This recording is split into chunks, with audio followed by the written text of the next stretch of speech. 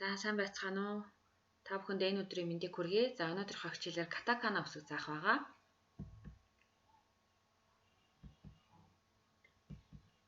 За катакана үсгийн тухай товчхон мэдээлэл хүргэе.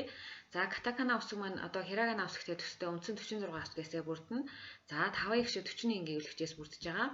За 41 гээгүүлэгчин дотроо дакутен буюу баруун дээд үнцгтэр 2 зэг, хан дакутен буюу баруун дээд үнцгтэр гөөрөнки, ёон буюу жижиг яю авч одоо ингэж авч хуурдаг байгаа. За катакана үсгээр хансны дээд дуудлага за гадаад хүн бол улсын нэр гадаад үгийг бичиж тэмдэглэдэг бол бичих дарааллын хувьд зүүнээс баруун дээрээс доош гэсэн чиглэлтэй бичдэг байгаа. За ингээд та бүхэн дэвтэр дээрээ өмнөх хирагана үсгээ бичсэнтэй адилханаар үсгнүүдийнхаа галгийг доош нь суулж бичээд зурлагын дарааллын дагуу зөв зэгцтэй бичиж сураарай.